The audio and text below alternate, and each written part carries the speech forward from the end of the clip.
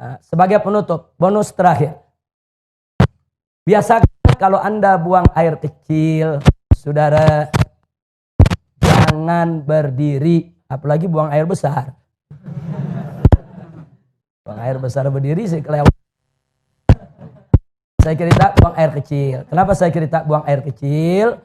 Karena sekarang ini saya lihat sampai-sampai di masjid-masjid, ya, kadang-kadang tempat kencingnya juga disediakan yang berdiri, saudara. Nggak pantas. Apalagi ini di negeri Islam. Ini Indonesia ini mayoritas umat Islam. Mestinya tempat-tempat buang air kecil itu, saudara, disediakan ruang-ruang supaya orang bisa buang air kecil dalam posisi jongkok. Perhatikan cara jongkoknya. Perhatikan cara jongkoknya. Perhatikan, sengaja ini saya tarik biar kelihatan kakinya. Perhatikan cara jongkoknya. Jadi kalau kita baca kitab Kifayatul Akhyar sampai cara jongkok diajarin. Saudara. Cara jongkoknya itu perhatikan. Jadi ini kiri ini kaki. Jadi kita punya paha, ini pantat kita, ini diri di atas kaki kiri. Ini tegakkan. Begini cara buang air kecil. Seperti ini. Nah, karena kalau Anda lakukan seperti ini, insya Allah buang air kecilnya tiris. Kita jauh dari penyakit silisil bol. Nah, penyakit yang kencing gak habis-habis. Sebab kalau Anda tidak tiris, ya perasaan kalau kita jongkok aja biasa, kencing, selesai. Saudara, nah begitu selesai, kita ambil wudhu dan lain sebagainya. Tanpa terasa, kadang-kadang air kencing masih keluar. Ngetesnya gampang. Cara ngetesnya, Anda kencing jongkok biasa. Nah, setelah jongkok biasa selesai, Anda cebok, istinja, Anda keringkan, Anda taruh kapas. Tes saja atau taruh tisu. Nah, taruh tisu, Anda pakai celana dalam, taruh tisu, tutup aja sama tisu. Habis itu Anda wudhu, apa segala macam, Anda mau sholat, buka lagi. Lihat tisunya, ada tetesan air keluar lagi. Itu kalau kita mau ngetes, bener gak ini keluar lagi? Jadi kalau orang yang buang air kecilnya tidak tiris, akan keluar lagi. Nah maka itu supaya tidak keluar lagi, perhatikan, ini seperti ini akan tiris. Seperti ini. Nah, setelah seperti ini buang air kecil, kita bungkukan sedikit. Kita bungkukan sedikit. Nah, boleh sekali-sekali kalau masih berasa ada, kita tukar posisi. Nah, sekarang kita di kanan, kiri yang tegak. Tapi ini bukan posisi utama, bukan. Posisi utama yang tadi.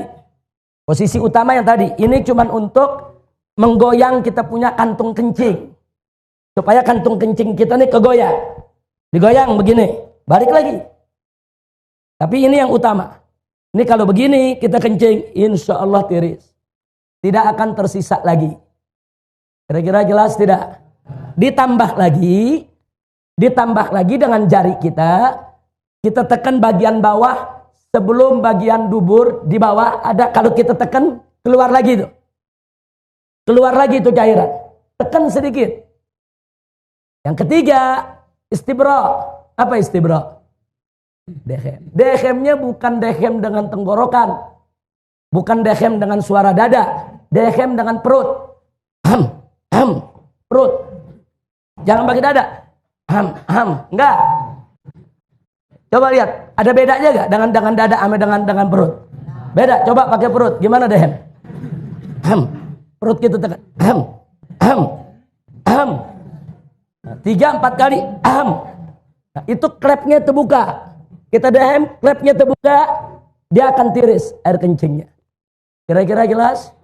Habis itu baru kita istinja. Jadi Islam ini indah. Sampai cara kencing diajarin. Dalam Islam ya ikhwan. Dan ternyata para dokter ngakui. Para dokter itu mengakui. Ternyata betul. Memang posisi itu membuat bukan hanya kantung kencing. Membuat ginjal kita di posisi yang benar untuk membuang daripada air seninya. Jadi posisi ginjal nih, saudara, memang seperti ini. Dia jadi seimbang posisinya kalau begini. Ginjal kanan, ginjal kiri. Saudara, memang posisinya begini. Jadi untuk ginjalnya sehat, kantung kencingnya sehat, dan insya Allah tidak menetes lagi. Kira-kira jelas? Nah, ini oleh-oleh pelajaran terakhir. Mudah-mudahan manfaat untuk kita semua. Amin ya rabbal alamin. Tolong diamalkan, dijalankan supaya sholat kita bisa lebih tertib lagi. Tapi ingat, saya ini membahasnya cuma sangat singkat sekali. Belajar lagi sama guru-guru kita. Tanya kita punya guru, tanya kita punya ustadz, tanya kita punya habib. Dengan kitab-kitab yang mereka baca. Bagaimana tata cara sholat, bagaimana rukun sholat, bagaimana tata cara wudhu. Apa itu hal-hal yang najis, apa itu hal yang membatalkan daripada wudhu kita. Pelajari. Sebab kalau Anda tidak tahu bagaimana cara bersuci, bagaimana sholatnya bisa benar? Itu pintu. Sholat tidak sah kalau bersucinya nggak beres. Pelajari dulu bagaimana cara bersuci, bagaimana cara sholat. Jangan sampai kita tidak tahu. Sampai di sini jelas? Alhamdulillahirabbil alamin. Saya pikir cukup sampai di sini. Itu saja yang bisa saya sampaikan. Terima kasih. Hadani Allah wa iyyakum ila siratil mustaqim. Wassalamualaikum warahmatullahi wabarakatuh.